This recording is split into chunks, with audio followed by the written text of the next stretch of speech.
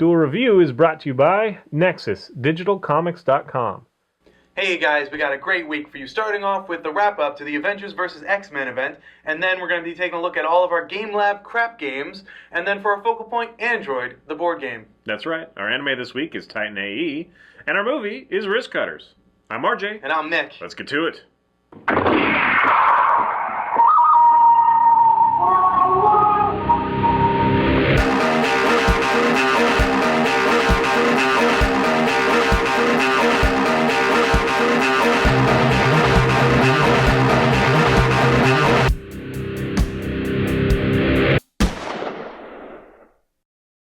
Hey guys, welcome to Monday the 8th of October. We are doing the wrap-up to the Marvel event AVX. That's right. Avengers vs. X-Men. And we can start showing off. We did do a review of the first couple issues, our impressions, a couple weeks ago. And go check those out if you want some more details. But now that it's wrapped up, major spoiler alert. So definitely we're going to spoil a lot of stuff.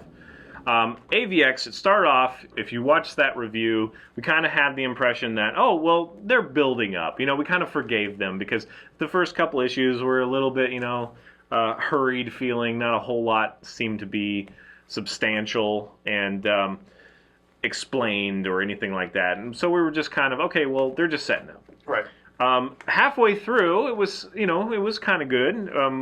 I guess fairly late, like issue 9. We're gonna talk about that with Spider-Man.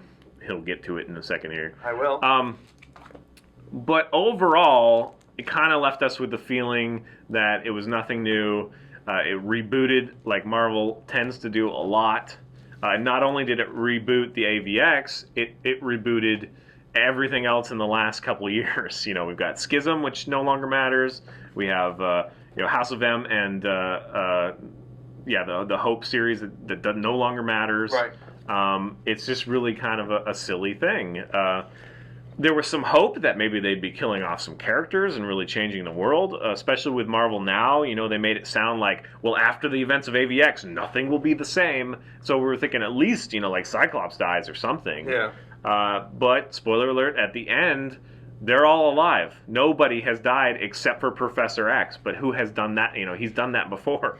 So it's kind of one of those things that we have at the end of this series and the Versus series. We have T'Challa and Storm who hate each other. Well, that's happened before. Or, they mistrust each other. They love each other, but they just can't, whatever. Right. We have Wolverine and Cyclops who hate each other and mistrust each other. Boy, we haven't ever seen that before, right? No, we definitely have. What else is new? I mean, the only thing new is that the Captain America is now going to be leading a bunch of X-Men, probably. That's pretty much it. There's just so little. Okay, so we'll set up the story. Again, we've done that for the review, but Utopia is kind of a mutant sanctuary. Magneto is on there with Cyclops. They're all working together. It's after the events of Schism, so there are some X-Men that are in the Wolverine camp that are running now the Jean Grey School for the Gifted or whatever. Right. So there is that separation, but Hope, they're always, once she came back, the Scarlet Witch had banished, mutants kind of thing. She was possessed, and now that has been rectified in some way by Hope being born, she is supposed to be taking the Phoenix Force on, and the Avengers are worried that the Phoenix Force is, obviously a destructive force, and that things could go very wrong, like they did with Jean Grey, the Dark Phoenix. But Cyclops is convinced that it's their one shot to come back on top, and so Cyclops kind of changes his personality a little bit. He's much more like Magneto now, so that's kind of interesting. But at the end, it's all taken away.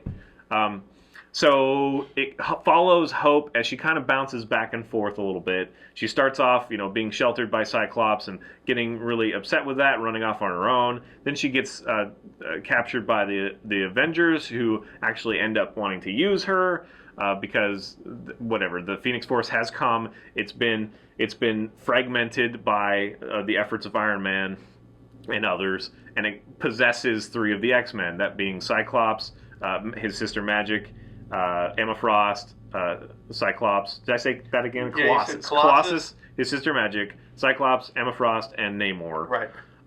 And so they're obsessed with the power, and actually everything is okay for a while. I mean, they actually do things to help, the betterment of humanity and mutant kind. Right. But then it starts going wrong, and they start getting power hungry. Namor is the first one to kind of go off the hinges. He is killed, which is really just he got knocked out, and apparently he's fine. Although we didn't know that till the end. At the end, they're like, "Oh, everybody you thought was dead was not dead. They're just knocked out and they're on the lam," kind of thing. Which could be interesting because some of them could be villains. But again, Namor's been a villain before. Emma Frost has been a villain before. Magic definitely close to a villain, if not a villain before. Right. And Colossus is the only one that. But again, he's had the Juggernaut power, so he is kind of unstable. Yeah, he's kind of leaning towards that way. So anyways. it's really not anything remarkable at all. I think that's the only one. It would be Cyclops. I think him being a villain. Well, yeah, but now he's in custody and he's like already sorry. Yeah. So it's whatever. I was really hoping that he would die. I think a lot of us were that we expected something big to happen, that they would die. The whole Marvel Now thing is after the events of AVX, it'll never be the same and whatever. It is the same. In fact, it's the same before all that stuff happened because now more mutants are being brought back, right, or manifesting, I should say. Undoes all this stuff. Yeah, it's like really. I guess Iron Man now believes possibly in a spiritual. It's like ooh. Yeah, he's got spirituality now. Yeah. Professor X is dead. Yeah. Again. So, anyway, the wrap up of this is essentially, Hope wants the power back. The Phoenix Five, the ones that spread into, they start killing each other off or start dying. Right. Being defeated. That brings us to our favorite issue. Right here? Yeah, number 8. Go ahead. Where Spider-Man actually, he's talking to Hope, and Hope 9. is being trained by the Iron Fist, and to kind of channel the Phoenix power when it comes and that sort of thing. Right. Which again, Hope has always been like, it's just Rogue 2. I don't understand the appeal of Hope. Although anyway, she doesn't need to touch anyone to gain her powers. I guess. Yeah, but anyway, but we have this beautiful moment where Spider-Man, he's saying that, there's the frontliners like Iron Man and Captain America who are always out there and always doing things, but don't feel too bad. He's talking to Hope because Hope has to kind of sit in the sidelines while this other stuff is going on.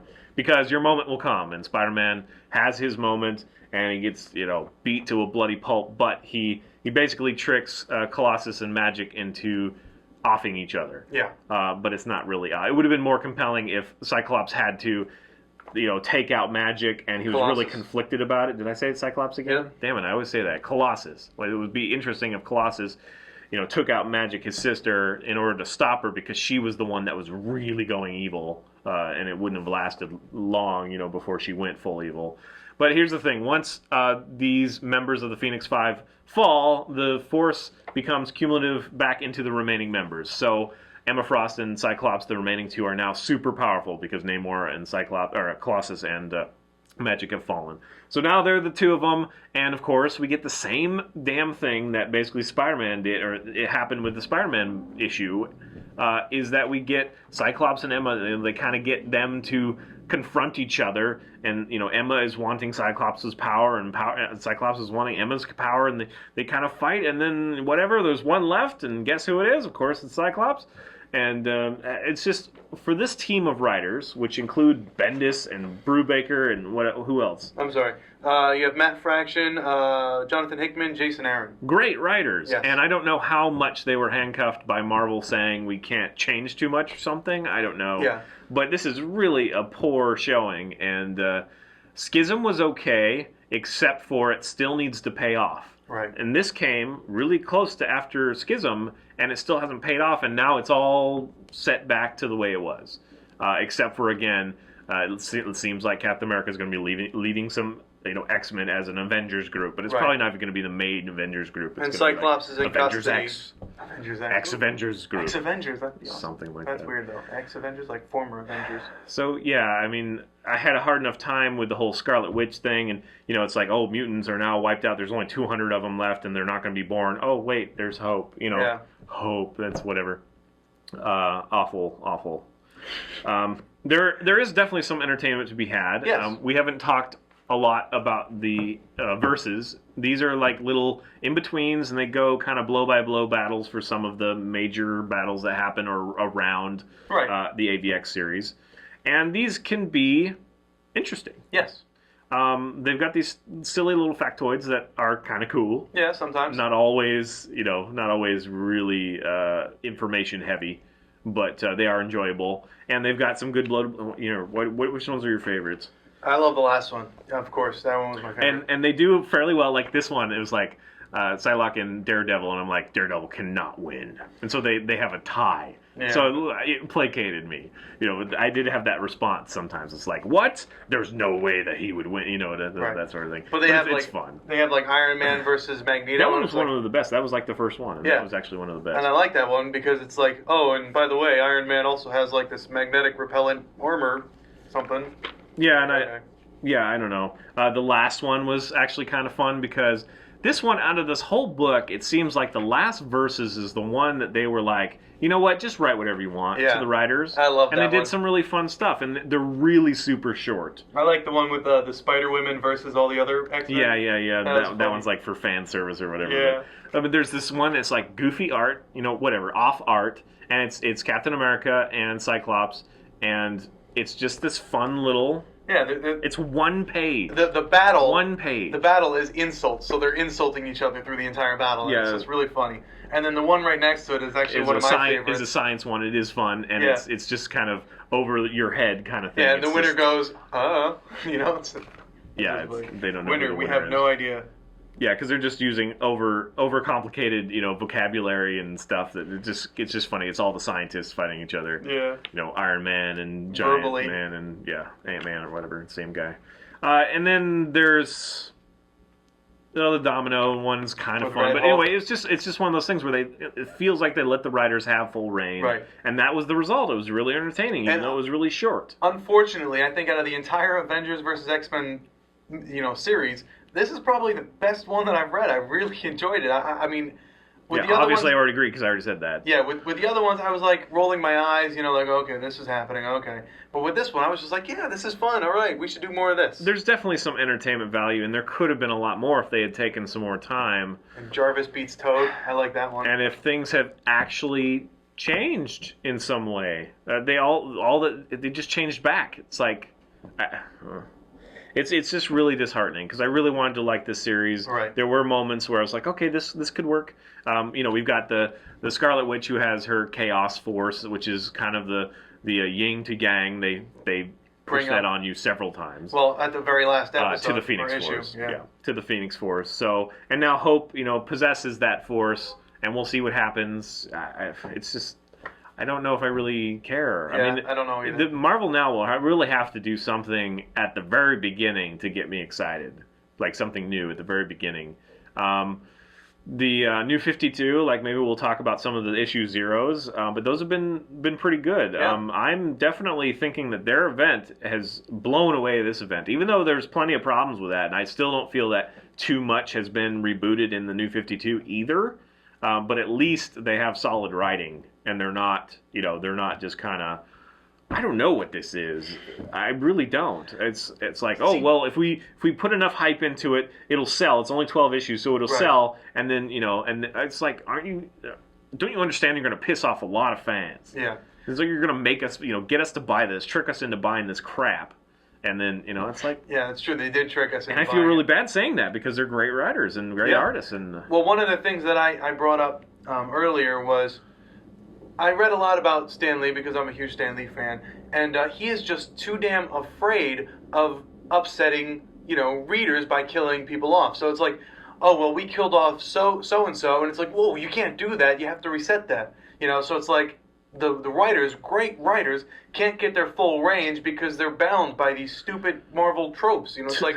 To me, this makes the Ultimate Universe feel more appropriate, like, honestly. And I don't really like that. I don't like that they did that. But at least if you're going to kill them off in one world, make them dead, and then you can use them in the second world or something. I don't know. I mean, that's actually kind of... We've thought about doing that with our own comics, having kind of like an afterlife series. So once they die the first time, you might still get pieces of them, but they're totally separate now. They're in a different world. Yeah.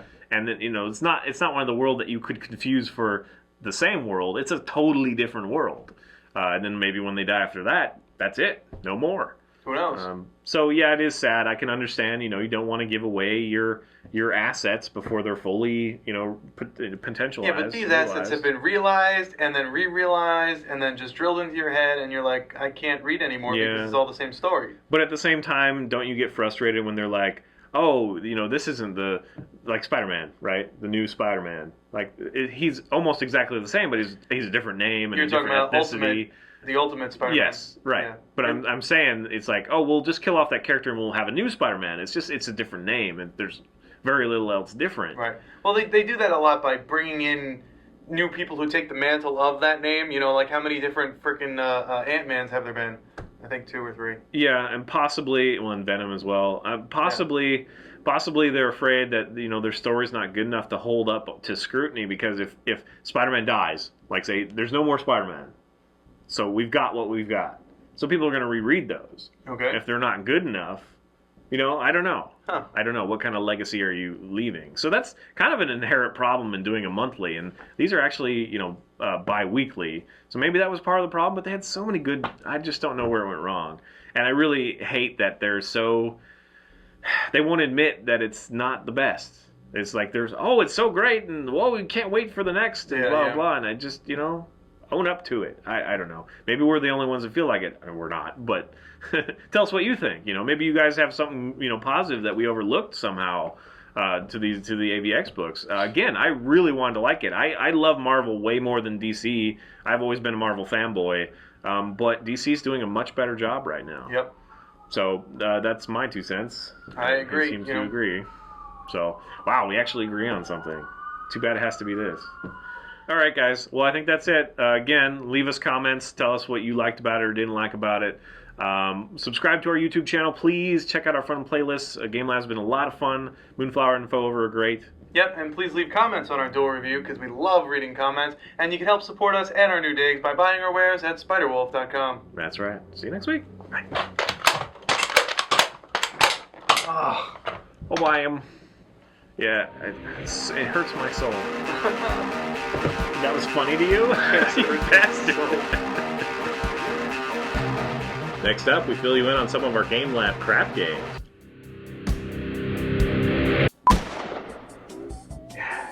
You're seriously enamored with your own shirt. That's not that I'm enamored with it. You just said, wow, it's really bright, and then, yeah, it's, what'd you say? Monochromatic? No, not monochromatic. Monohue. Monohue. Monohue. And that doesn't, just because I said that it's a very bright shirt doesn't mean that I'm enamored with it. Well, you're just sitting there looking at it. I'm looking at it. And you're like, what color would you say this is? I didn't Rust. know. That's a great color. Rust is a great color. Well, it's a great name is really what I meant. I needed a good name to make myself feel better about wearing this shirt because orange is orange. But rust is a good color to wear. We should be doing Borderlands 2, just saying. What? We've already done Borderlands. Oh, we did. You're right, we did. He doesn't pay attention. That camera is off. No, the camera's on. It's just not positioned correctly. Zing! Alright, cables. Funny you should bring up cables because in Avengers vs. X-Men, Cable was the character who brought it to Scott Summers' attention that Hope was the future of mutants. Hey guys, welcome to Duel Review. We got a great week for you. Starting off with Avengers vs. X-Men, the comic series. I'm going to say just Avengers vs. X-Men. The event. The wrap-up of AVX. The wrap-up of AVX. Hey guys, welcome to Duel Review. We got a great week. Starting off with the Your pen rolled off anyway. That's annoying. Hey guys, we got a great week. Starting off with Avengers vs. X-Men, the Marvel event wrap-up. Hey guys, welcome to Duel Review. We got a great week. Starting off with Avengers vs. X-Men, the wrap-up, followed by crap games, all the ones that we've done in our lovely crap. Lovely crap? Lovely crap. You're gonna say lovely game labs? Lovely game labs. This seems like a lot to say. And you know a couple of words, that's all you want. I can't speak good. You almost stumbled on that. Because I wanted to say well. Hey guys, welcome to Monday the 8th of October. We are doing the wrap-up of the event Marvel's Avengers vs. X-Men